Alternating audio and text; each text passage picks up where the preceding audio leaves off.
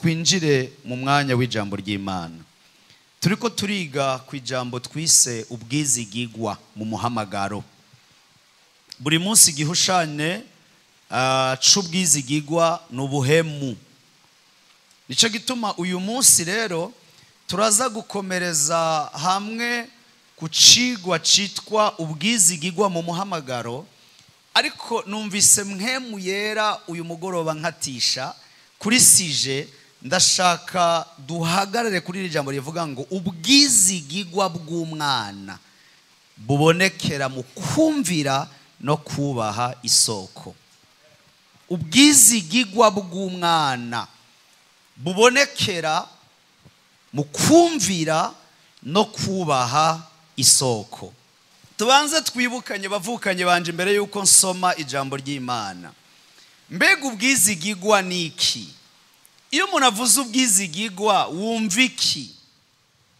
Ubwizigigwa ni inyifato iba mu mutima w'umuntu, ikabonekera mu vyo avuga, mu vyo akora, mu nyifato yiwe no mu buzima bwiwe, imbere y'Imana n'imbere y'abantu bamurongoye. Nico bisigura ubwizigigwa.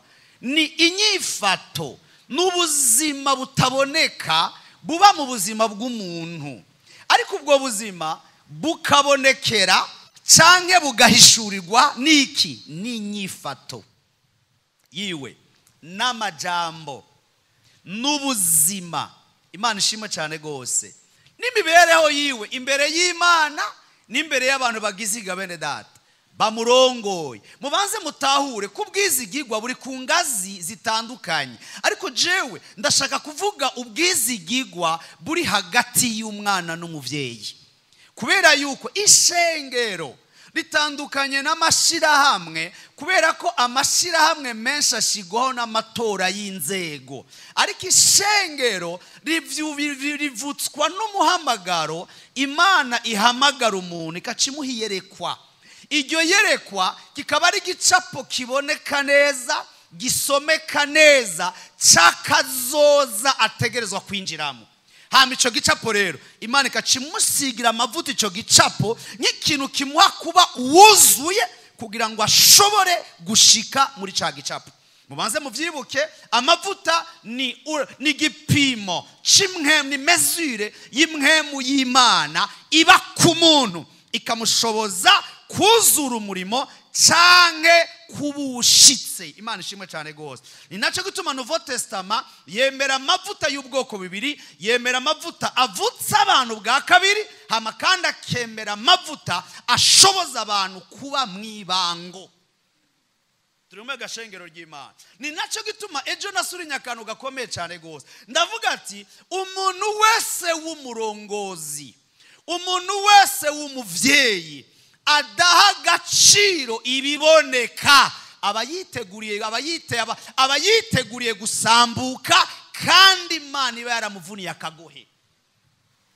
Nama nkunda gusoma inkuru zidasanzwe z'umugabo yitwa Kaisari. Umugabo Kaisari avuye kunesha Espagne azanana umunezero ukomeye cyane gose. Yari afise abakenguza amateka babiri, umwe yitwa Cassius uwundi yitwa Brutus. Aba bagabo buri munsi yo bicaranye nawe ngo bama bajinyitse, nawe akavuga ngo ibi bigabo bivyibushe biraboneka ko bifise inyota y'ubutegetsi. Yabivuga umenga ariko arafyina, ariko amaso yamwereka ibimenyetso vy'ubuhemu deja. Hama ico gihe baca bamukorera inama rukokoma yo kumutembagaza. Igihe kimwe madamu we mu gitondo aravyuka aramubwira ngo ndabona ko uyu munsi udakwiye kuvyuka ngo ugende hanze. Acababwira umudamu wiwe ngo umugabo w'ubwoba yamapfa imbere y'uko igihe ciwe kigera.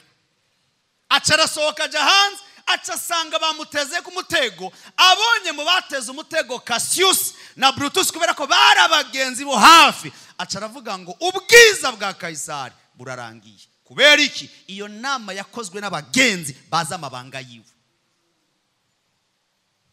Ariko mubanze mutaho, uyu mugabo yeguye mu mutego uhambaye kubera ko yabonye ibimenyetso biboneka, arabisuzugura.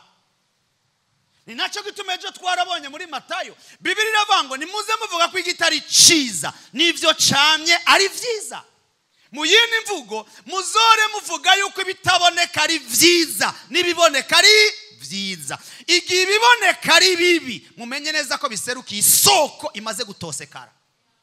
Ariko igihe ibiboneka ari vyiza mumenye neza ko biserukiye isoko ifise ubuzima butemba. Kuko mu rwego rw'uburongozi no kugendana n'Imana abarongozi benshi bafise ibikomere by'abantu baberetse ibimenyetso by'ubuhemu ntibabimenya bibaza ngo bariko barafyina.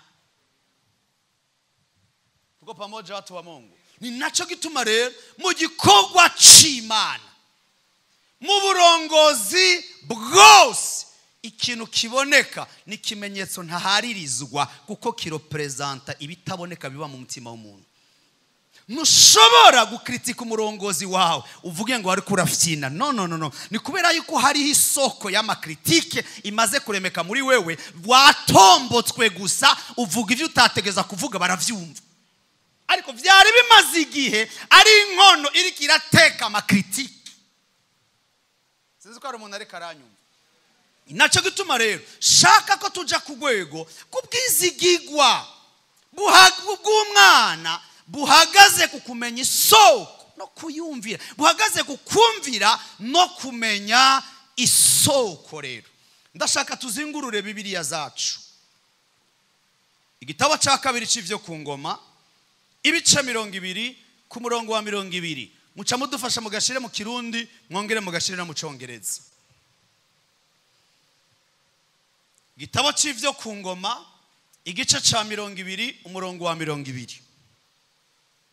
Ndashaka tujane. Haravuga ngo bukeye bwaho barazinduka bafata inzira ngo baje mu bugaragwa bw'Itekowa. Bagitangura kugenda Yehoshafati ahagarara ngaho aravuga ati ni muntega amatwi yemwe Bayuda namwe ababa i Yerusalemu. Double point. Ahantu hose muri Bibiliya rero double point bisigura ko kiyagikurikira ari ikintu cyo kwitondegwa. Acaravuga ngo mwizere uhoraho Imana yanyu mubone kugira ikigabere data gushikama. Mwizere n'abavugishwa nawe mubone kugira iki. Ikirundi gikoresha ijambo gitwa gutsinda, ariko mugerageze kuraba mu Congereza. Mu Congereza avuga ngo believe in the Lord your God and you shall be established. Believe his prophet and you shall prosper. Harimwo gutegwa neza canke guhagarara neza no gukomera bizanwa no kwizera mu Mana. Ariko kandi hariho kuroranirwa, kwagukigwa, gutera imbere, guhezagirwa bizana no kwizera abavugishwa. Ndashaka turabe isiguro y'aya majambo abiri. Mbega iyo Bibiliya ivuze gushikama bisigura iki? Amajambo abonekamo gushikama abonekamo gukomera, abonekamwo gukomera. Ico ni cambere, guhagarara neza, gutegwa neza, gutegwa intege, kutaruha, kutarambigwa no kudasubira inyuma. Ugerageje kuraba isiguro y'amajambo, ariko ugerageje kuraba iri jambo ryitwa kuroranirwa canke gutsinda, habonekamwo gutunga, habonekamwo kuzamuka canke kuduga, habonekamo gutera imbere, habonekamo gutotahara no kwagukigwa. Iherezo habonekamo ijambo ryitwa guhezagirwa. Imana ishimwe cyane gose. Ariko gerageza uraba ya majambo nigihe Yehoshafati yatewe n'abami, hama baramubwira amakuru. Bamaze kumubwira amakuru acahamagarira abantu bose kuza ku rusengero barasenga. Abayuda abana babo barasenga basaba Imana kugira ngo ibakize abo bami bari baje kubatera. Hama haguruka umuvugishwa n'Imana avuga ngo ejo mu gitondo mugende mu batere, uhoraho Imana azobaha intsinzi. Mu gitondo Yehoshafati hafata abaririmbyi abasaba kwambara ukwera no gutungana, abashira imbere mu gishingo cyo gushiraho abasirikare. Bageze mu bugaragwa bw'Itekowa, hasigaye ikirere gito ngo bashikira abansi. Yehoshafati kubera ko umutima wiwe wari umatanye n'Imana, ahagarika abisirayeli ati banza muceceke ndababwire ikigiye kurongora ubuzima bwacu muri intambara iri imbere yacu. Muri intambara turakeneye abantu babiri, kandi aba bantu birasaba kubizera. Ijambo kwizera mugerageje kuraba mu zindi ndimi z'ikirundi bavuga kwemera. Sisaga bene data, birasaba ko twemera Imana kugira ngo ivyo biduheshe gukomera. Imana ishimwe cyane gose, biduheshe gutegwa neza. Ariko hanze y'ivyo birasaba ko twemera umuvugishwa n'Imana, twemera our prophet, kugira ngo dushobore kubona prosperity, dushobore kubona kwagukigwa, dushobore kubona gutunga, dushobore kubona gushika kure, kandi dushobore kubona umugisha udasanzwe. Ndashaka kwanza mubanze mutahure, mbega iyo Bibiliya ivuze prophet wumviki? Kuko mubanze mutahure hari itandukaniro ry'ingabire yo kuvugishwa n'umuntu avugishwa. Ugaragaje kuraba uko Bibiliya ivuga. Iki nico Apotre Gitwaza umunsi umwe yigeze guhagarara avuga ngo mu Rwanda nta muvugishwa n'Imana nduta. Abantu baca baja mu ibarabara, abamotari batangura kuvyihendako bavanga mu Rwanda nta mumotari nduta.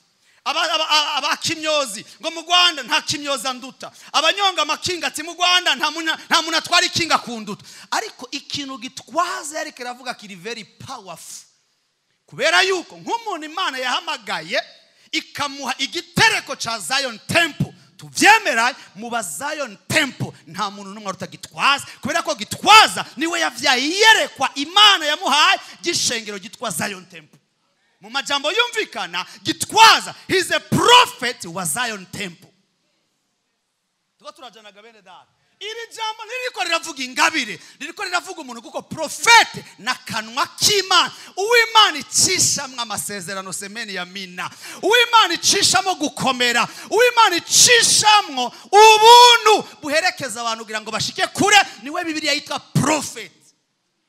Uwo mumvugo yumvikana ugerageje kuraba ibyina bwa Bibiliya, uyu muntu Bibiliya imwita umuvyeyi. Umuvyeyi akanwa k'Imana, kuko niwe Imana icishamwe ikamubwira ibijanye niyerekwa Imana yagize iki yamuhaye. Mu gice cya 12 cyo guharura turabona Imana ihamagara Miriam na Aaron, irababwira ati ndabahaye gasopo, mwebwe ninashaka kuvugana na nzobihishurira mu nzozi. Ariko Mose prophet Mose, umuvyeyi wiri yerekwa, wewe arenguka mu nzu yanje semeni ya mina, tukavugana amaso mu yandi ntafinze, kuko noramuka mfinze vyotuma nta atakaza igicapo namuhaye cyo gushikana abantu Kanani. Mu bantu bose Imana yari yarahaye igicapo ci Kanani si Yoshua, sabakuru 70 yari yagihaye Mose. Ni naco gituma Mose yari afise uko ashobora kuraba inkingi y'umuriro akamenya ko hageze gushingura amahema. Yairaba gusa akavuga ati Imana iravuze ngo dushingura amahema, akacabwira abakuru ngo nyuragira mu bahana mubwire bashingura amahema igihe cyo gukomeza urugendo ruhari. Aravye inkingi y'igicu akamenya neza ko hageze gushinga amahema, akababwira ati muyashinga. Saba kuru 70 batanga amatangazo yo gushinga amahema canke kuyashingura. Ni Mose afashijwe n'Imana n'iki n'ikimenyetso yamuhaye, yamenye igihe kibereye. Asifiwe Yesu, kubera ko niwe Mana yari haye ihishurirwa n'igicapo ciki Kanani. Asifiwe Yesu. Reka ndanababwire ikintu gihambaye cyane kigaragaza umuntu Imana yahaye ishurirwa. Ikintu cyambere uzombubonako abafise umutima wagutse cyane gose. Mose yarafise umutima wagutse. Muze mugerageze kuraba umuntu wese afise iyere. Bene ntushobora gutunga ishengero nkiri udafise umutima wagutse, kubera ko kira muntu wese muri iri shengero arafise ikibanza mu mutima w'umuvyeyi w'iri shengero. Kubera iki? Imana yabanje kwagura umutima wiwe imbere yuko yagura ishengero. Uko tuvyemeranye bene data, uko ishengero rikura egara akazi kenshi kongerekana, kandi egari n'ibibazo by'abantu wiremeka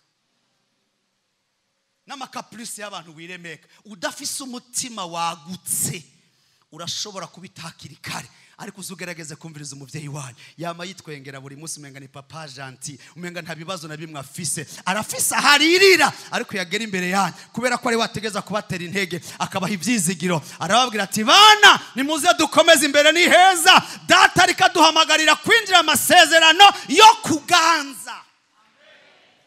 Asifiwe Yesu. Kubera ubunini bw'umutima. Rero iyo bavuze prophet nibariko baravuga bavugishwa bari bose bo mwibarabara, bariko baravuga umuvyeyi yahawe hishurirwa. Raba rero ko bivuga rero ngo mwumvire Imana mubone kugirika bene data, mubone gukomera, mubone gushikama, ariko mwumvire umuvyeyi, mwumvire prophet, mwumvire yo prophet, mushobore kugirika bene data, mushobore kuroranigwa. Ni naco gituma Imana ihamagaye umuntu imushiramwe amasezerano y'abantu benshi, imushiramwe inyishu z'abantu benshi.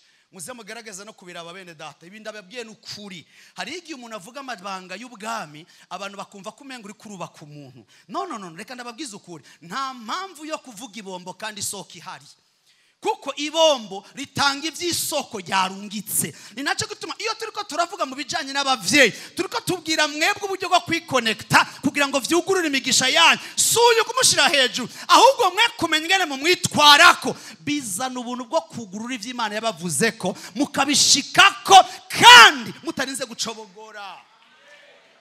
Ariko abadafise umutima mwiza bavuga ngo ariko aramwubaka, ariko amusiga. Twe twararenganye urwego rwo gusiga abana bavutanduguye.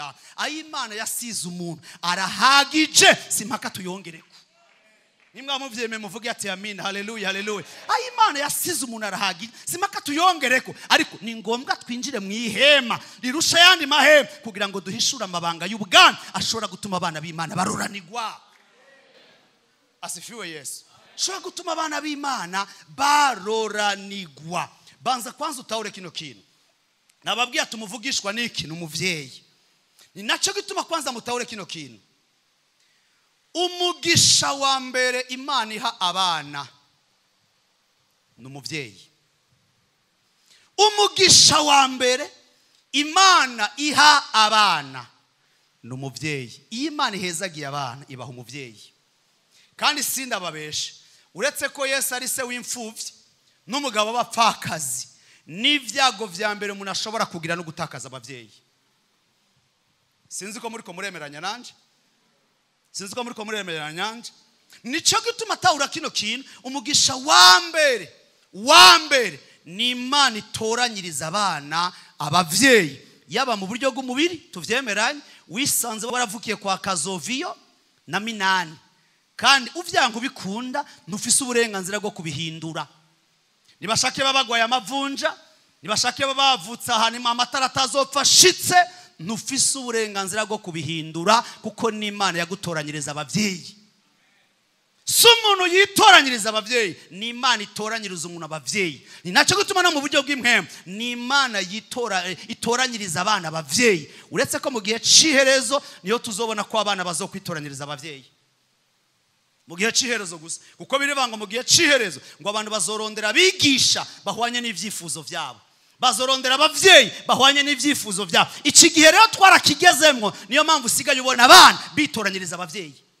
Ugasanga umuntu atigeze abana n'umunsi n'umwe, wowe ugasanga uyu munsi uri Murundi usengera ngaha muri eglise CRG, hama uyu munsi ugasanga umunsi mwa post photo ya Kristo ya Kirome ngo my father.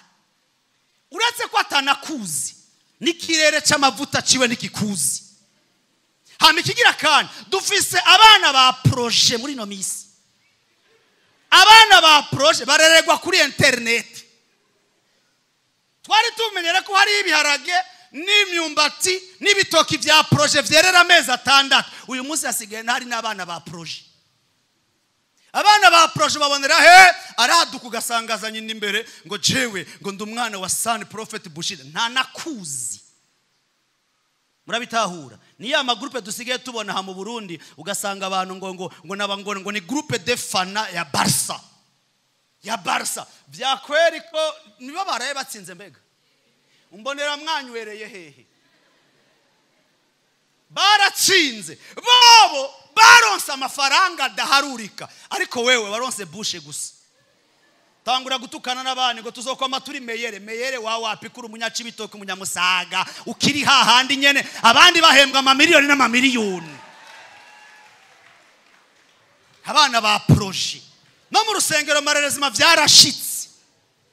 Umuntu araza akicara mu rusengero wavuga ati amen sema papa, ariko ejo bukeye mu gatondo ugasanga atambuka nka Major One. Urabona Major One none ko abarundi bavuze ngo ifizi y'intama itendera nka se, wowe utendera nkandi.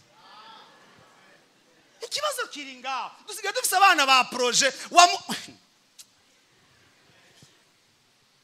Beneda munyumvirize ndababwiza ukuri, nta kaga kariho, nta bibazo biriho gushobora kwicara mu rusengero imyaka 10 apotre akicara ngaha agasigura, kuko gusigura mu bisanzwe impamvu turinda igicaniro si uko abantu bakira amajambo ku gicaniro, abantu bakira ubuzima bwacu ku gicaniro. Murabitahura? Aha si transfer y'amajambo, aha ni transfer y'ubuzima. Imana ishimwe cyane go, ni transfer y'ubuzima. Hama gasanga 10 ans chambo cy'abaswahili ariko aratogota muri Yesu mwijambo. Hama gasanga uko asenga, uko yigisha, uko arongora abantu mu bisengesho ryo kwihana, uko avuga amatangazo, umunsi umwe ubuntu bw'Imana bukamuzako akaca kubitwa gati wewe rero ni uza kurongora gahunda. Imyaka 10 yicaye mu rusengero ukaca uhagarara ngaha ukavuga ibintu opposite y'ingene arongora ibintu. Uri umwana wa proje, kuko umwana afise akarangamutima n'umutima w'umuvyeyi yiga ivyo umuvyeyi ariko arigisha agafashwa, akaca yiga n'ingene umuvyeyi akora ibintu kugira ngo umunsi azoronka ayo mahigwe azobikore mu nzira umuvyeyi abikoramwo. Ariko bamvugiye amina basi, ndi bamvugiye amina gatoyi. Hari umuntu ashavuye mukuru na munsi ntibibaho, none ahagaze imbere yawe 10 ans majambo yumvikana yari karakonsa 10 ans.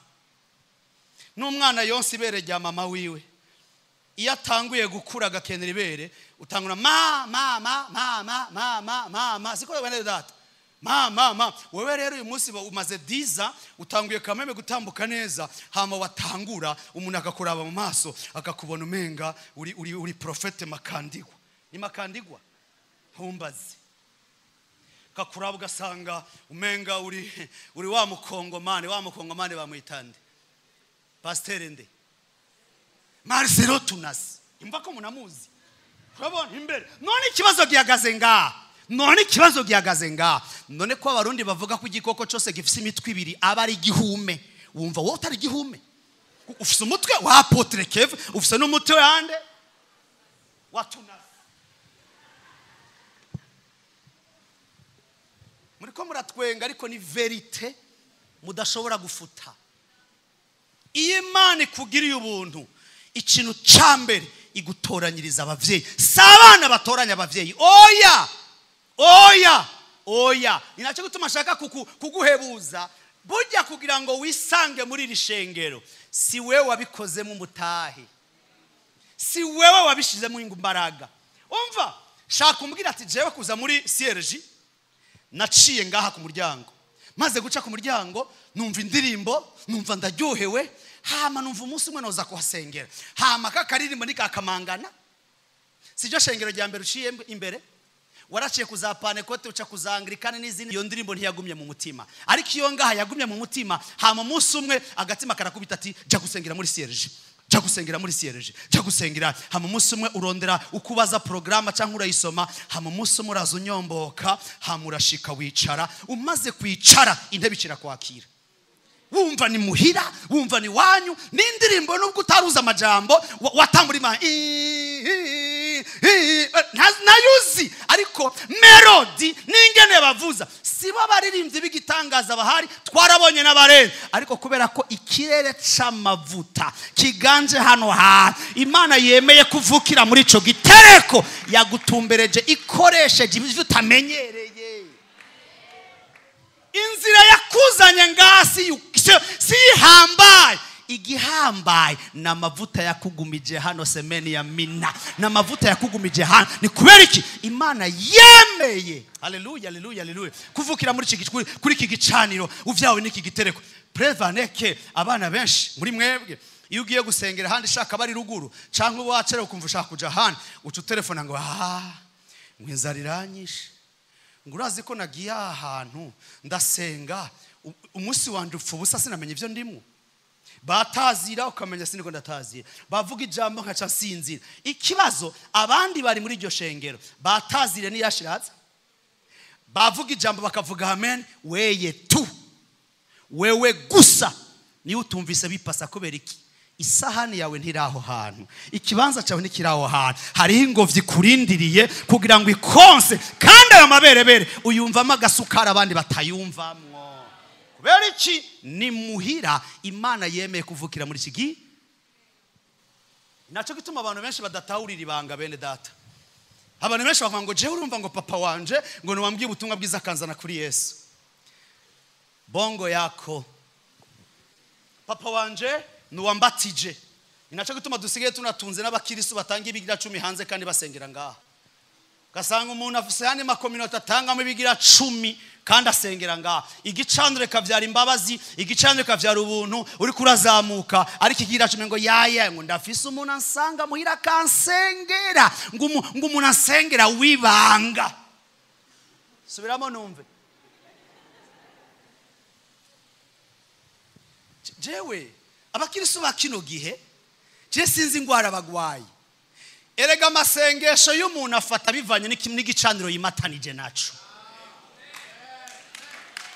haleluya erega apotre canke jewe ntituri abapasitori kubera ko mutwita abapasitori turabapasitori cambere kubera ko ijuru ryatwizigiye ca kabiri rikaduha amavuta cha gatatu amavuta akabumutaka vomerera benshi icakane ikaduha igicaniro duhagararako dushobora gutangarizamo kw'Imana yemeye kw'Imana ikijije kw'Imana ibohora ntabwo dufise amashengero yo mu briefcase turabungere kubera ko dufise abo tuyoboye ariko uyu munsi ari abantu babungere badafise naho basengewe minda bisebanira ugiye ko tuci bitoki genda bivuga nsubira wacu mu cibitoki tutazi naho basengewe abo nabasuma birigwa mu nzu z'abantu babagiye ngurumva ngo ndakudugiye umusozi ngo nashaka umpa amafaranga y'itike wewe ngurumva ngo ndakeneye umpa amata nzonywera ku musozi ngo ntwaye imitwaro yawe ngira kumusaga ntibibaho ntivyobura mbabarira kumusaga vyobura gute ntivyobura urumva ugasanga ngo akudugiye umuso ndugu yangu wowe urashaka kurusha Imana kuba umunyamhemu hari abantu bashaka kurusha Imana kuba umunyamhemu beneda reka imifyino ubwami bw'Imana basi uko bwubatswe muramaze kubona amakuru ya Samweli ahamagagwa n'Imana nigice cya kangahe menga nigice cya gatatu nimba ntibeshe cya Samweli wa mbere ndababaza ikibazo gihambaye Imana data wa twese imaze guhitamo guhamagara Samweli ariko raba iyi fenomene Imana ihamagara Samweli ari mu ihema Samweli yahaguruka aja mu cumba ca Eli kamubwira ngo papa urampamagaye era kamubwira ati sijewe ndaguhamagaye mwana subira kuryama Samweli akagenda gasubira kuryama Imana igasubira ikamuhamagara Samweli akiruka kwa Eli aturampamagaye inshuro ya gatatu Eli arakebwa aravuga atashobora kuba uyu mwana ntari kararazirana ariko kubera ko afitanye communion nanje kubera ko ari uruzogi rwanje kubera ko ari umwana wo mu mahema nta rindi jwi yumvise nta rindi jwi yamenyereye nta rindi jwi azi ijwi ryanje n'Imana yamuhamagaye mu ijwi ryanje aha rero naho iwanje ho kumutumbereza kuko uyu mwana ntavangiwe kuko arazi ijwi ryanje mu majambo yumvikana Imana ntiyigeze imuhamagara mu yandi majwi kuko ntiyarayazi Imana yamuhamagaye mu ijwi ryase kuko niryo yarazwi none ikibazo gihagaze nimba Imana ishobora kuduhamagara mu ijwi ry'abavyeyi bacu mwibaza ko Imana itatwihishurira cyangwa itaduhishura cyangwa itatwishurira mu kirere yahaye abavyeyi kuganza. Erega hari abantu mugenda mu mahombe bikanga, mukarondera abaprofete n'abarchbishop n'abakadrishop bikanga. Imana ikurindirije vuga ngo wewe amasezerano yawe nayashize ku gicaniro ubarizwamo. Hamugasanga ubaye mu buzima uhunga igicaniro ugenda uhonga abakozi b'Imana. Dusigaye dusaba abana bahonga abakozi b'Imana. Guhonga kera twari tuzi ko abantu bahonga abakobwa, uyu munsi basigaye bahonga abakozi b'Imana. Guhonga murumva icari cyo? Ntaco mumva? Iyo ugiye kudraga umukobwa ntumusigira ifana. Ndakivuze mu mvugo mbabarira amato, reka muraza kugitahura namwe murakubagana abana. Urabona banza mu ndabire gatoyi. Hari abantu uyu munsi basigaye bafata amafaranga bagashira abakozi b'Imana ngo narinzanye ituro. Saba abakozi b'Imana babarongoye, kuko abakozi b'Imana babarongoye babavyaye iryo turo rirashoboka kubera ko nibo bahagaze ko amasezerano ya hanze. Hari ngurumva ngo nashaka ungire ku musozi umbarize Imana nimba inyemera canke itanyemera, umbarize Imana ko nirabura canke nera. Reka kurusha abantu ndugu yango, Bibiri ivuga ngo ni mwisuzume ni mwebwe mwiyizi. None vyakwere ntiwizi ko wera canke wirabura vyakwere, ariko kubera ko ushaka guhonga, murabona ufata amafaranga mu gishingo cyo kuyazana tuyubakisha ingoro, uri kwirukansa inyuma y'abakozi b'Imana ngo bakurabire. N'ubupfumu bwahinduye kera abantu baragura bagapfumura bambaye imbega. Uyu munsi abantu basiga bapfumura bambaye amakoti. Marerezima ikibazo gihagaze he? Ikibazo gihagaze nga Imana irafisa aho yaduteretse semeni ya mina, kandi irafisa aho idusanga mu kutwishura semeni ya mina. Haleluya. Nico gutuma hari igihe abantu benshi bagahunga umugisha wabo. Je biramaze gushika, higeze kuza umwana mu ishengero, isi yamuhondaguye sawa sawa. Araza za n'umudamu wiwe, hama mfatiye ku buntu Imana yampaye, kubera ko yaramaze kwiconnecta, ndamusengera. Imana yururutse ubuntu imijambo ry'ubuvugishwa, Imana iramuhezagira. Ava ngaho mu kanya gato aragenda araguka, hagura ibibanza, Imana iramuhezagira. Ariko mu vyibuka Imana ihezagira munsi y'amavuta aganje ikirere, ntihezagira hejuru y'amavuta aganje ikirere. Murabitahura? Imana iragenda iramuhezagira, aragura akamodoka, agira parse, ubuzima buratemba. Sinzi ikibazo yagize. Hama nyene urumva hari nagihe agahimbo kaba karimwo. Hama Imana iramuhezagira, agira akabazo. Amaze kugira akabazo, bakwegana n'umudamu wiwe, bivira mu rusengero baragenda ahandi. Twega abapastori nta bifu tugira ndugu yangu, kuko igituma batuvuyemo nuko batari abacu. None se Bibiri bivuga.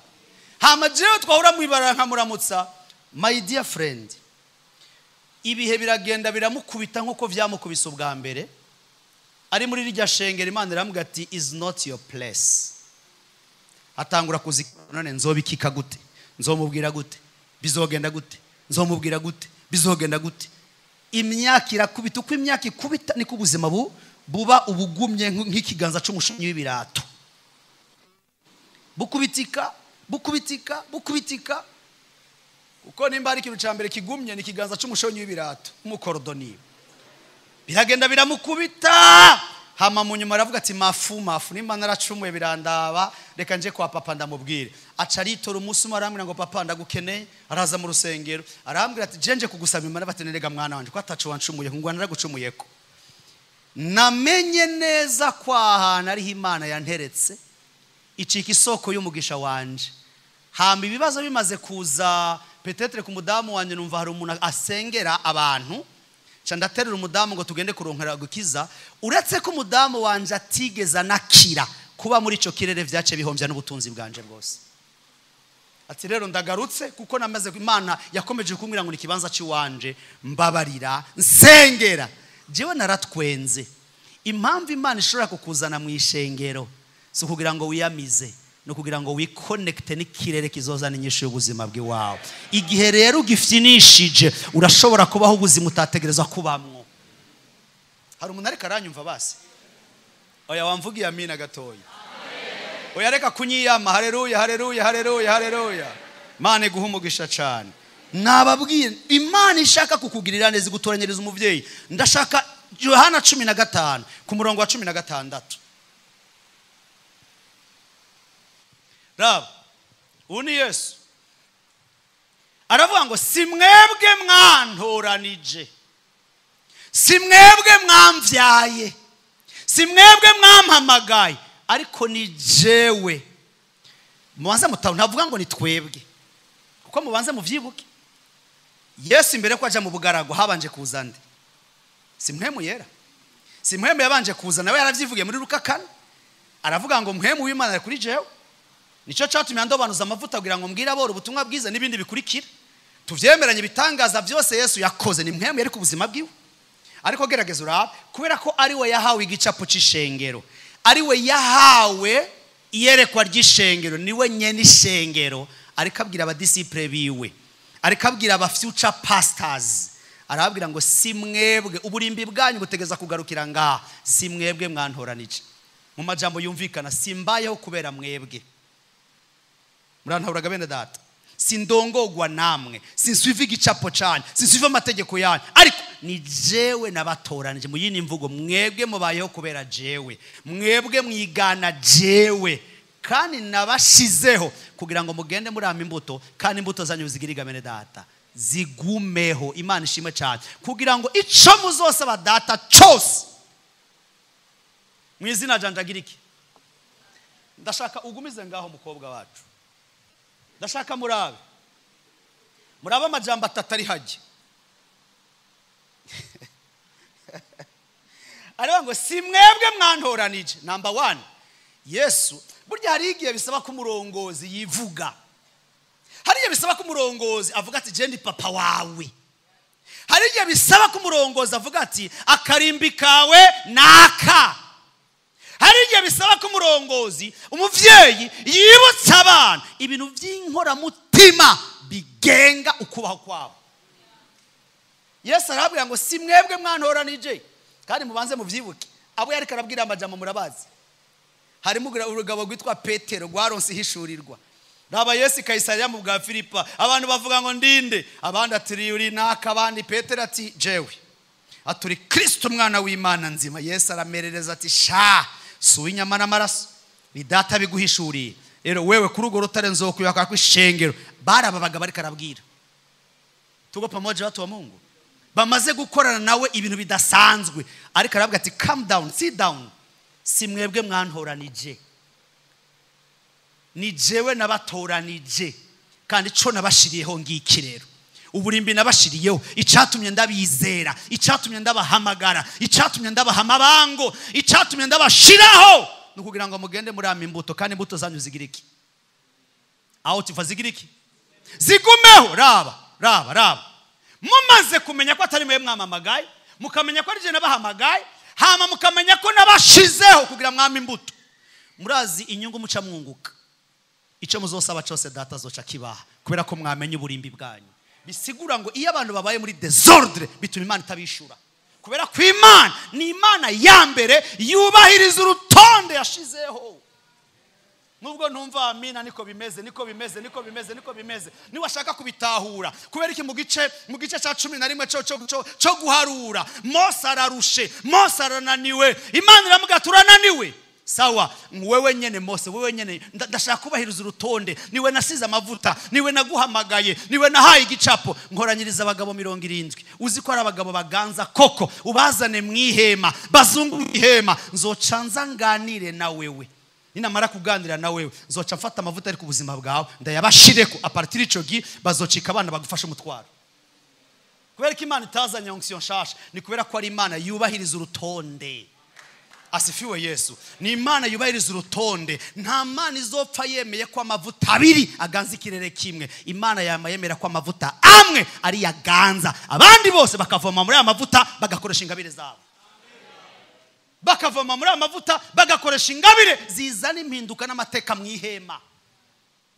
Abaririmbyi muri abana beza, muri abana beza kandi mufise amavuta ari ku buzima bwanyu. Ariko banza kwanza musome neza Bibiliya, Abanyefeso 4 ku murongo wa 11. Nta ntama ava ngo bamwe yabaye kuba baririmbyi, oya. Nta ntama ava ngo bamwe yabaye kuba abadiakoni, oya. Paulo nyene mu rutonde rw'Imana abwira Timoteyo, aramubwira ngo icatumye ngusiga Ikirete kwari ukugira ngo utunganye ivyasigaye. Ordre ni mu gisagara cyose uhashira abakuru b'ishengero. Jewe naragutoranije ndaguha ministry, igisigaye ndakurekera uruhara rwo gutunganya ivyasigaye. Asifiwe Yesu. Imana imaze gutoranya intumwa, soma neza muri Bibiliya mu byakozwe n'intumwa, si Imana yasubiye gutoranya abadiyakoni, ni Imana yabiteye mu ntumwa batoranya abadiyakoni bivanye n'ubunini bw'umurimo. Abadiyakoni bakoresha iki? Bakoresha amavuta y'intumwa. Sinzi ko ari umuntu ariko arantahura. Akajagari ko mu rusengero gatuma data atishura amasengesho y'abantu benshi, gahagaze mu gutangura kubona uri kurakoreshwa n'Imana, ugatangura kumva kuri kereke. Ariko kibagira neza ko ikiriko kiragukoresha ibitangaza n'umutaka w'amavuta uri hejuru yiwawe. Haleluya. N'umutaka w'amavuta. Ndafise abana benshi, sinda kubesha, igihe bari bakiri mu ishengero munsi y'umutaka w'amavuta, barabacuraranzi bakomeye, barabaririmbyi bakomeye, ariko ndavyibuka mu gitero ca mbere Satani yakoresheje kugira ngo anci intege nkitangura ministeri. Hari umugabo yakorera munsi y'uburengozi bw'Iwanjye n'umutama w'ishengero, amaze gutsitara udufaranga aca yumva ko nawe yoja gutangura ishengero. Ikosa yaciye akora, yaciye agenda kumutakura, aca afata abanyamuziki seti bose, arababwira ati nimuve muri iryo shengero, je nzora ndabahemba 30,000 chaque séance muje kuvuza. Bahungu bose baca bava munsi ya couverture, baragenda gukorera 30,000 par jour. Kandi nagira ndababwire, bari abanyamavuta, bari abantu beza, ariko umunsi bavuye muri couverture bakaja mu kibanza Imana itabashakamo, baracupiye. Uyu munsi bamwe basubiye mu kabare, abandi uyu munsi bafise amatatuwaje ngaha, abandi uyu munsi bafise amaherena tatatu ngaha, baragiye baruma n'amavuta bwabundi, abantu bose n'amaso yabo horoha kubera amavuta. Cha nukuru mbere ikiganzo umuntu mwicaranye, ndakubwira mubwira ati nako gasura ni Yesu n'amavuta ganje ikirere. Sinda kubera ni washaka kumpinyuza apotre, ndazi ko aha muri rishengero muri archivage muri abambere murazogenda mutoranye udufoto tw'abantu bakera nga bamuzosanga mari mumeze, bazishire hariya turabi. Abandi tubaravye mu mafotikoti wambara yafuka inzara, aha amavuta ari n'urutonde ruraza. Semeni yamina. Haleluya. Ikirere kiremera, abana baracupira ubugesera buraduka. Kubera iki? Icabashoboza barakivuye musi. Cyo gituma kirazira kubeshwa ndugu yangu, ikiriko kirakugira uhambaye n'umutaka w'amavuta hari, n'umutaka w'amavuta hari. Haleluya. Asifiwe Yesu. Asifiwe Yesu. Mutaka w'amavuta. Yesu aravuga ati kugira ngo amasengesho yanyu yishugwe, mutegeza kumenya uburimbi bwanyu. Mwame muzirikana ko ari je nabahamagaye, kandi mwame muzirikana n'icatumye ndabahamagaye. Ivyo rero bizoca mwambone kweli. Je nka hano ubwo no baraba neza ntabone bibuka, ariko mwego muca mwibukana. Rabundi tubona ngaho imbere Mana ya remisirije. Oya kurako. Oya zamuri ibiganza uvuga ati amavuta arakabaho, amavuta arakabaho, amavuta arakabaho. Oya mugaruke rero. Haleluya, haleluya, haleluya. Mugaruke gatoya.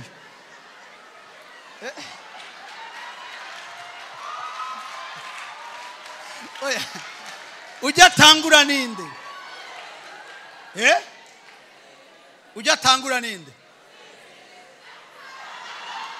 Oya bo je ndashobora gutahura impamvu yaririmbye ngo ni Imana yakandi karyo.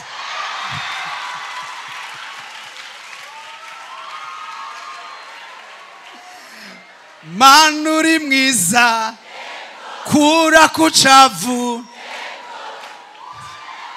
ukunda n'abanse bari barahebwe, kiyegereza Mana uri mwiza.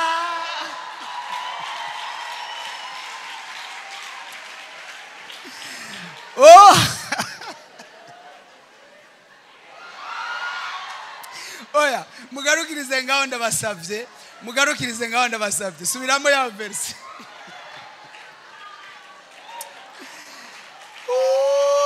Hallelujah. Yewe.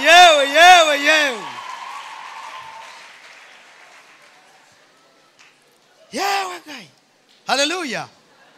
Zamura ikiganza gatoyi. Ndashaka rero mutahure. Mukobwa wacu shiriraho iceto ca mbere c'Abikorinto 4:15. Asifiwe Yesu. Asifiwe Yesu. Uri kurandika. Andika kino kintu.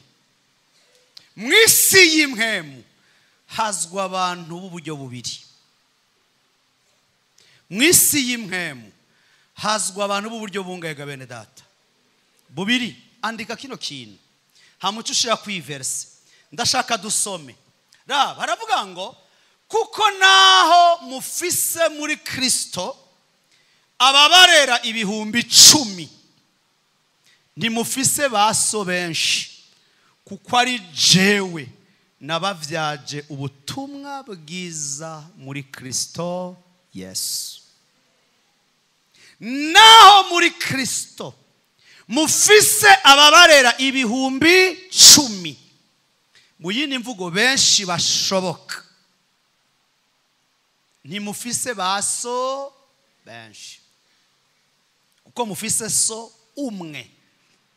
Jewe Paulo nabavyaje ubutumwa bwiza muri Kristo Yesu.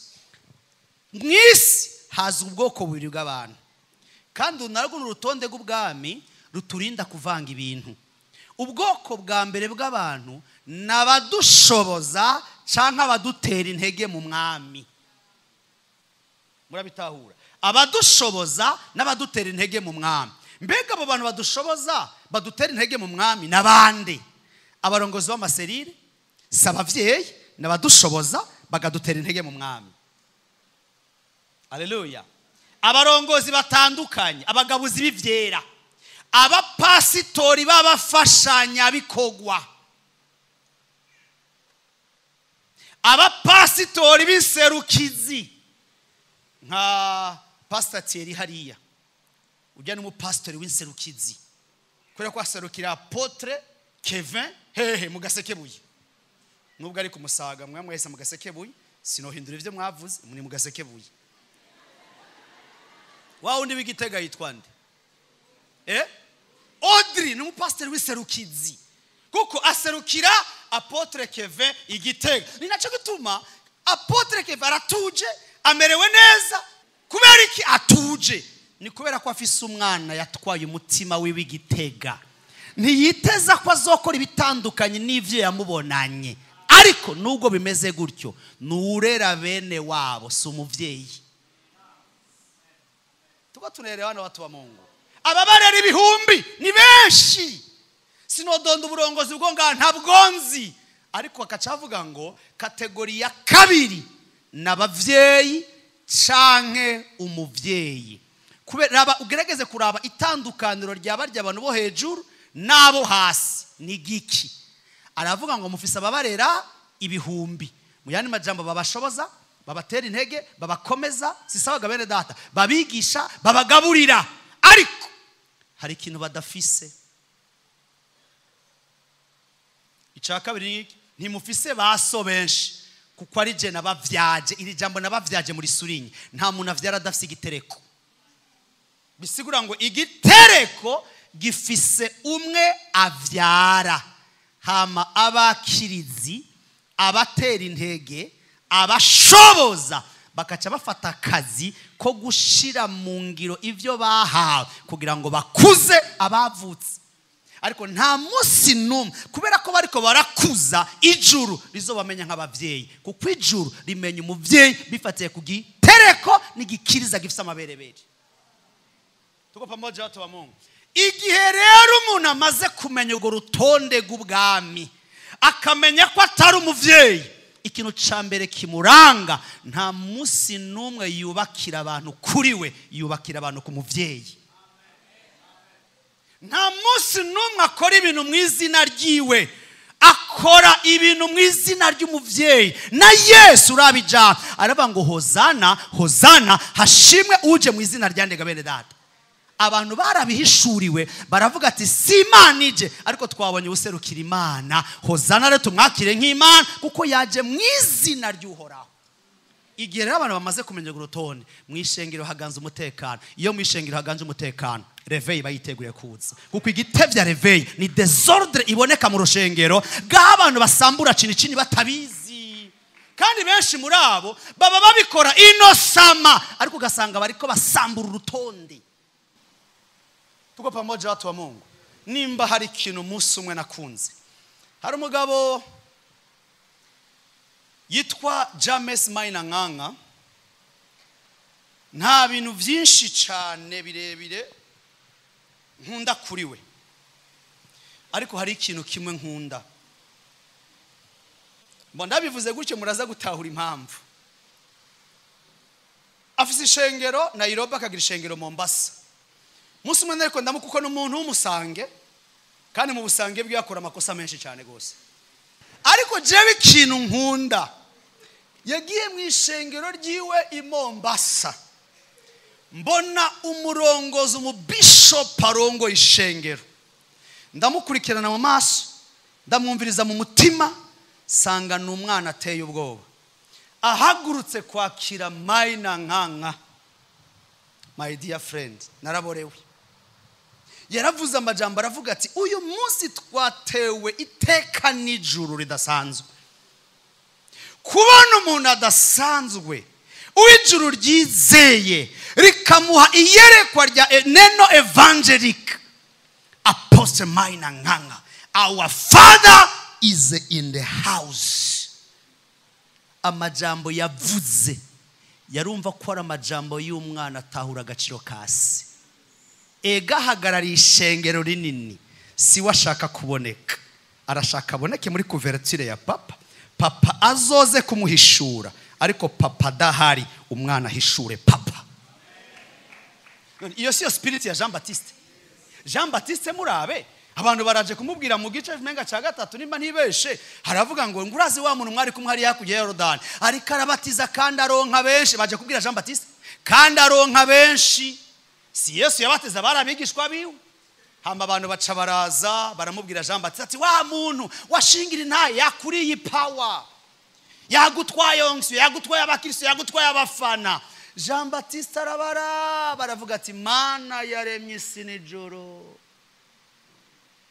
duza gatoye umukobwa wacu.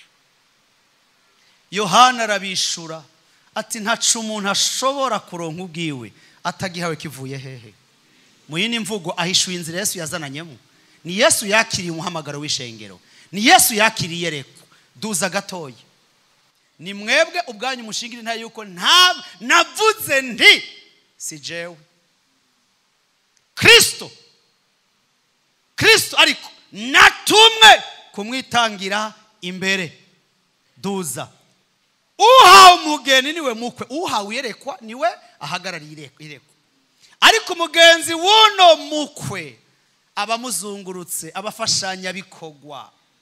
Haleluya. Amuhagarara iruhande amwumva, amuhamagara iruhande amwumva, anezegwa cyane n'ijwi ry'umugabo. Yani majambo, anezegwa cyane na sikise y'umukwe, anezegwa cyane no kururanirwa k'umukwe, anezegwa cyane no kubona umugenzi wiwe haronse umukenyezi. Haleluya. Nuko ako kanyamuneza kanje karashitse. Duza urya somana ujya kwiye kugira iki? Akwiye gukuzwa. Nanje ngira iki? In your spirit y'umwana yatwaye umutima wa se, niwe mhemu. Kubera ko umwana adafise umutima wa se arihishura.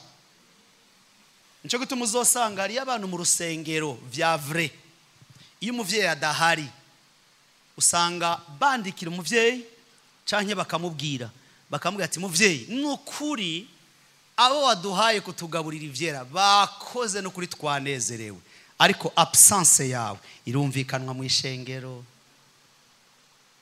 Numva mu mutima w'abana. Ariko hari abandi bana bareka kubitubwira, bavuga ngo iyo udahari ngo abaho umwidegemvye wa mpwemu yera.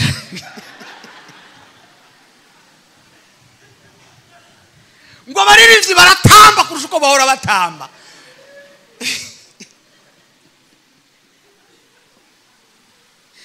Ababita bahemu. Kubera iki babita bahemu? Bafise mentality na spirit yo kwikwegerako. Ngo umwidegemvye wa mpwemu yera ubaho. Ngo burinde umubi. Kandi aho gasanga petetre ni kubera ko umwungera hari batavuze igisirimba, uyo munsi gusa bamuciye mu ryahumye, bashizeho igisirimba abantu bose bari gutya ngo niyo mwidegemvye wa mpwemu yera. Oya, mureke gukavya. Presence y'umuvyeyi nikadasubirizwa. Asifiwe Yesu. Nubwo atokwigisha iyo yicaye, ishengero ravyumva ko hari umuntu wicubara vyagiye hagati muri kubera iki igitereko n'igikiriza kirahari. Asifiwe Yesu. Ariko gerageje kuraba Yesu nawe igihe kirashika ngo mbega mwagiye kuraba iki mu bugaragwa? Mbega mwagiye kuraba umuntu yambaye impuzu nyambara abami? Mwagiye kuraba uvugishwa n'Imana ngo ni koko urya mu bavyawe n'umugore nta muntu numwe aruta Yohana Umubatizi. Urazi impamvu Yesu akavuga ko atamuntu arusha Yohana Umubatizi? Ni kubera ko Yohana Umubatizi niwe yamenye Yesu bwa mbere na mbere. Yamubwiye ngo wamutumye kubatiza, yamubwiye ngo uzobona mpwemu wanje azoza kamugumako. Igitandukanye Yesu n'abandi bantu n'abandi ba profete, ni kubera ko aba profete bana mpwemu w'Imana yabaza ko akabushungwa kacagenda, ariko Yesu mpwemu yera yaje abakuriwe.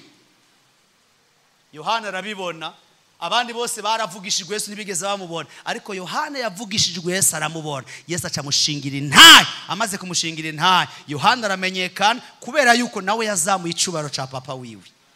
Asifiwe Yesu. Ndavuze ngo Imana ihagurutse abantu bafise umutima nk'uyo kwera, bashobora guhagararira icubaro ca papa bakagitwara ahantu hose.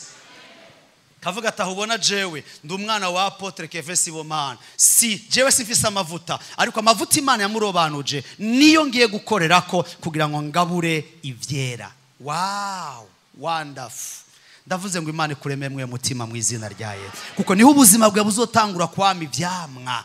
Ubwoko bubiri abana abafasha n'abakiga bene data n'abavyeyi, nibo bantu babiri bazwi mu kirere c'imwema. Nashaka rero mvuga ibintu bitatu biri très important. Number 1, andika kino kintu: umuvyeyi ntasubirizwa, kandi agaciro k'umuvyeyi ntigahagaze ku vyakora. Ngira ndagisigure mu mwanya muto. Umuvyeyi ntasubirizwa, kandi agaciro k'umuvyeyi ntigahagaze ku vyakora.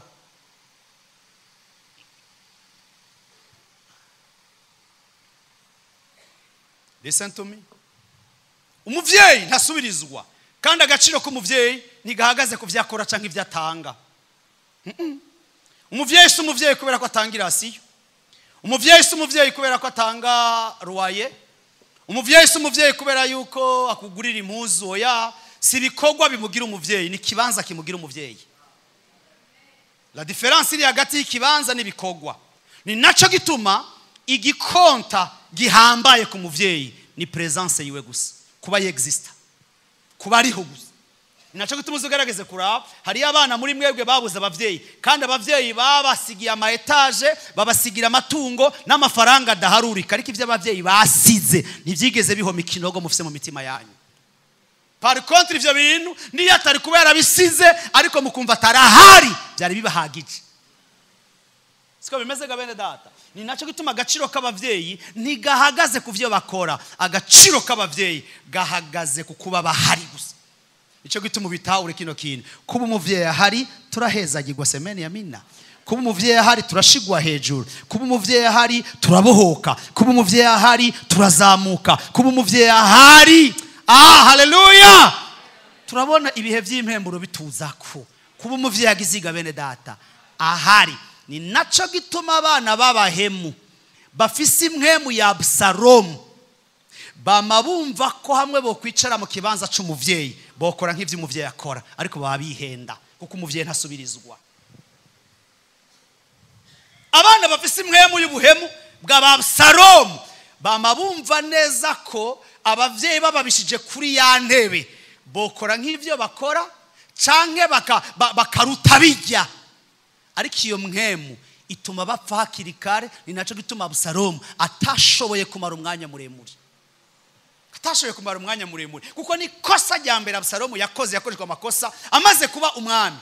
Ibyo bintu byari byoroshe kandi bari kuzobitreta byoroshe. Ariko ikosa rya mbere Absalomu yakoze, baciye bamuhandura ngo kugira ngo Israeli kwemere ubaka inzu yo hejuru, shira kwitante ihema hejuru, hamuca ufata abagore buryo bwancoreke ba papa wawe, ugenda uryamane nabo.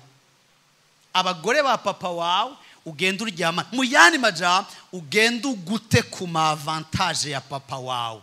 Abana b'abahemu uzosanga basekanira ama avantage y'abavyeyi. Rimwe na rimwe n'ubwana butuma bigana papa. Mu mitwe y'abantu benshi muca mutangura kuvuga ati no kameme ni orgueil ndugu yangu. Soma Bibiliya yose ngira ndagutware muri Bibiliya. Urabe ingene umwami azi gushiraho urutonde rwa difference. Yesu yinjiye mu bwato, abigishwa be barasoza, we aja mu mutwe w'ubwato arasinzira. Ni itandukaniro si itandukaniro. Raba nigi imipfunde yabaye myinshi, bavuze ngo nubabaye ko turiko turapfa. Mu yandi majambo turageza ahantu dukeneye intervention yiwawe. Ariko ntibamubwiye ngo ntubabaye nuko turiko turaruha. Nibo bariko barasoza, mwana wame wasoka yiryamiye. Igihe Yesu yashaka kuja i Yerusalemu kunyana y'indogoba, yarafise abigishwa bangahe? 12. Yabwiye ngo genda muraza gusanga indogoba n'umwana wayo, muzitura umwana nyina mu mureke, hama agenda yigendere ko mwe mugende n'amaguru. Ni difference, si difference. Mwe mugira iki? Haraho yavuze ngo camurondera namwe 12 kugira ngo twese tugende tunepa. Haraho yabivuze. Bose bajure protokole. Sisi hariya. Amakameme nabo barahonye ku bitenge bamusasiye. Nako naka avantage. Abantu ati hozana. Ariko kila muntu wese acunga ari gado acunza umwami kugira ntibamukoreko. Kubera iki? Difference si orgueil. Difference ni ukugaragaza aho ibintu biva.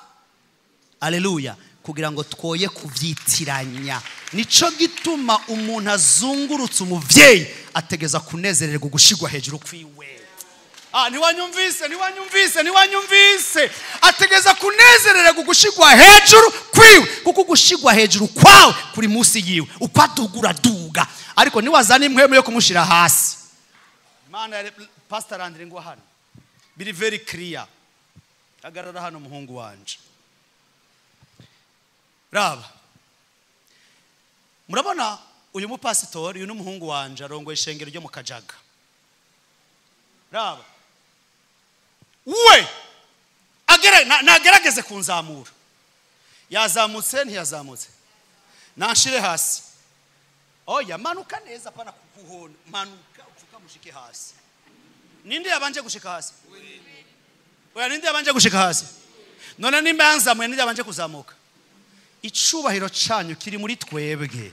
Igihe cyose muzomenya agaciro ko kudushira hejuru, muzoshiranwa hejuru natwe. Ariko igihe cyose muzodushira hasi, nimwe muzobanza kuja hasi. Kuko amasezerano yanyu Imana yashize muri twebwe, nimushake muvuge amen. Amen. Asifiwe Yesu. Reka nigisha indi point zibiri gusa. Navuze ati umuvyeyi ntagira ikigabene data. Nta subirizwa. Umuvyeyi ntasubirizwa. Nico gituma kubera iki? Navuze ko agaciro k'umuvyeyi katabonekera mu vyakora, ahubwo kabonekera ku cari. Inaco gituma rero umviriza kino kintu. Mwisi y'imwemu ntibishoboka ko umwana abaho adafise abavyeyi.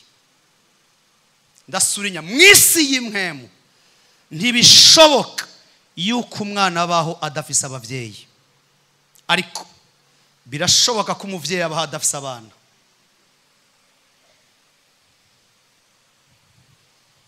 Why? How? Ni kubera ko mu mwana nta mbuto afise zivyara abavyeyi, ariko mu muvyeyi arafise imbuto zivyara abana. Niraco gituma iyo utakaje abavyeyi bo mu buryo bw'impwemu ubutakaje icerekezo kandi ubupfuye. Ariko umuvyeyi iyo atakaje abana muri we haracara ama potential yo kuvyara ibigatanya generation en generation. Ninaco gituma jewe ndi miburo cyake tujera mu rwego rw'umubiri je ndi miburo. Umwana ankurikira Nyandwi yarapfuye ariko papa yaravyaye Minani avyara Nyabenda avyara na Bucumi aca avyara na Karenzo. Murabitahura. Ariko jewe miburo papa yarapfuye nabugingo no musindaronka uwundi. Ikubera iki? Muri jewe nta mbuto mfise zo kuvyara abavyeyi ariko mu bavyeyi hari imbuto zivyara abana generation en generation. Ni naco gituma iyo umaze kumenya agaciro ko kuba umwana uzigama umuvyeyi ni ingabire Imana itanga kuko kuzamuka kw'abana. Iyo bifashe minenegwe uratakaza icerekezo kuko kumuhusha uhusha amasezerano y'Imana remeye ubuzima bw'iwawe. Ni naco gituma umugambi wa Satani uhambaye no kudeconnecta abana bakura ku bavyeyi. Bibone kumengana ubusirimu bwaje ariko n'umugambi wo kuniga abana abanze kubacomura ku bavyeyi abashika ntashobora kubadida se adashobora kuintervena. Nico gituma reka ndakubwiza ukuri iyo ubaye deconnecte ku muvyeyi ugumureremba. Ndabara ndakwereka ibanga rihambaye. Mwari muzi impamvu Yesu atatwemeye nk'abantu bakuze. Ubutumwa bwiza uko bwanditswe na Yohana 12 havuga iki? Abamwakiriye bose yabahaye ububasha bwo gucika abamama, abapapa, imisore, inkumi, yabahaye ububasha gucika aotivo, yabahaye ububasha gucika abana. Kubera iki? Kubera iki? Listen to me. Listen to me. Umwana bisigura kuvuka. Kuvuka bisigura kugira aho ukomoka. Bisigura kugira mamuko. Bisigura kugira source. Bisigura kugira aho ucometswe mu ruzogi. Nico gituma unabitahure kino kintu. Iyo umuntu avutse ubwa kabiri avyaga ubwa kabiri agacika umwana w'Imana ariko Imana imucisha mu gitereko cyo mu buryo bw'impwemu cyahavukira kugira ngo agira amamuko nahabarizwa. Ayo mamuka mufatanya n'uruzogi rwo mu buryo bw'impwemu n'umuvyeyi wo mu buryo bw'impwemu nigo rushobora gutuma kubera ko ari soko yinjiramwe ivy'Imana itanga umwana bibenefisia mu nzira isanzwe no mu nzira yoroshe kubera ko amatanye n'umuvyeyi. Raba rero iyo Satana kudeconnecte n'umuvyeyi akagushira ahantu ha wenyene nusubira gutotahara nusubira kwama kubera ko ucika ishami ryavunywe ku giti. Cyo gituma dufise abana benshi bumya aho hanze badafise ubuzima badafise iterambere. Kubera iki? Kubera ko ubuzima bwabo bwabaye deconnecte. Inzira zibiri zo kuba deconnecte. Inzira mbere kuba deconnecte ni déconnexion spirituelle itegwa n'ama critique n'amaramantation no gusuzugura umuvyeyi mu buryo bw'ibanga. Miriam na Aaron yabaye deconnecte Mose atabizi ariko ijuru ribizi. Kubera iki? Yatanguye kunegura Mose. Uburyo bwa kabiri n'ubugaraji bwenyuje aho murashobora kwicomora ugasanga yagiye hanze yagiye ayere yagiye hatandukanye. Nico gituma bavukanye banje ibanga rikomere rishobora gutuma ubuzima bwacu butotahara. Bibiri ivuga ngo abatewe mu rugo guhoraho bazototaharira mu mahema yiwe. Hasifiwe Yesu. Uyu munsi nibikunda kureremba. Nibikunda kuba udafise amamuko. Nibikunda kubaho udafise uruzogi rucometse. Birashobora gutuma abantu b'Imana batariko baragera kure. Kubera iki? Aya mahame mu buryo bw'impwemu badashobora kuyatahura kuko umwana muri we nta mbuto afise zo kuvyara abavyeyi yamutakaje abaheze. Ariko mu bavyeyi harimo imbuto zo kuvyara abana. Preve ya neke nani dufise abadutaye. Tsinda kubesha. Na Paulo yavuze ngo Dema yarantaye. Dema yarantaye ariko mu nyuma gerageza urabe ariko aravuga batukiko. Batukiko baje nyuma ya Badema. Batukiko ariko ageze kuri Timotheo mwana wanje nkunda. Kubera iki? Ego arafise bamutaye ariko kandi yarasubiye aravyara. Nico gutuma my friend niyo woba umupasitori nyumviriza niyo woba mu diakoni niyo umutama w'ishengero, niyo umukuru wa departement, ikintu cyo kuzigama, zigama kuba umwana kurusha kuba umupasitori. Murabitahuraga bene data, kuko igifatanya umwana n'umuvyeyi n'uruzogi si ministeri, sibango sigikogwa singabire, oya n'uruzogi, kandi urwo ruzogi nyene nigo rucamwe ibizamura umwana. Cyo gitumye utangiye kubona abantu bipresenta nguruma ngo sur le serviteur de Dieu, we par éternel sawa. Ivyo ntibikanga ijuru, ntibikanga ijuru, igikanga ijuru ndumwana w'Imana. Haleluya. Yavukiye mu gitereko cha Apotre Kevin we papa wanje mu buryo bw'impwemu. Iyo uvuze ico kintu ijuru ashaka kutakumenya, ariko kubera ko rimuzi bifate ku mavuta ryamusize uramenywa. Imana ishimwe cyane gose. Je ndamaze gushingirwa intahe n'abahungu banje mu ishengero. Muhungu wanje yigeze kuba mu mugwego rukomeye cyane gose gwa ubuzima bwe bwari imbere y'urupfu. Ibi ndababwiye no kugari imbere sino bivugira ngako si byose tuvugira ngaha. Ari imbere y'urupfu, hama mukanya ariko arasenga, aca yumva ijwi mu mutima rimuhishuriye ikintu. Aca aragura ngo Mana ya papa wanje Miburo Jean, mpagaze ku ijambo yanyigishije. Uyu munsi mpagaze mu kwizera, ndaguhamagaye untabare hano. A partir y'iminota 2 yaciye abona intervention y'umuntu aje atanazinanye, arambwira ngo uri hano gukwera iki. Aca mufata ukuboko amukura hahandi mu rupfu, amusohora hanze ngo genda Imana ikugirire neza. Kubera iki? Ikirere c'imwemu kitumenyera mu mutaka udufutse. Ndasubiramo, ikirere c'imwemu kitumenyera mu mutaka udufutse. Tumenyera mu mutaka udufutse. Ni naco gituma utahura kino kintu. Yohana 10:16 soma twese tujana. Aramo kandi mfise n'izindi ntama zitari zo muri uru rugo, nazo nyene birakwiye kuzija imbere, zizokumva ijwi ryanje, hazoba umuko kumwe n'umwungere umwe. Uyu ni Yesu avuga ya majambo. Yesu ni karite doki, so umuvyeyi none ariko raba mu buvyeyi bwiwe aravuga ngo ndafise abandi bana. Haleluya. Ejo canke higeje bazogira iki? Bazoza hama ndabarongore tube mu muko kumwe. Mbega iri jambo umwana arashobora kurivuga? Hari umwana ashobora ngo ndafise abandi bavyeyi, nzovyara abandi bavyeyi, nzoronka abandi bavyeyi. Iri jambo ufise uburenganzira bwo kurivuga ni Yesu wenyene, kuko niwe afise imbaraga zo kuvyara. Nico gituma reka ndababwiza ukuri, ibanga, umugisha, ineza n'ubuntu Imana itugirira iduha abavyeyi batuvyara mu buryo bw'impwemu, hama bakabwanira intambara yo kutuzamura biciye mu ruzogi ruhagaze mu mutaka w'amavuta. Haleluya. Tukarindwa, semeni amina, tugahezagirwa, tugakomera, tukagasara, tugacika ibiti by'inganzamarumbo. Abatubona ntibabenye ibanga, kumbi ibanga ryacu rinyegeje mu muvyeyi wacu. Umwami Imana abaha umugisha. Karibu Apotre, karibu Apotre, karibu adusengere.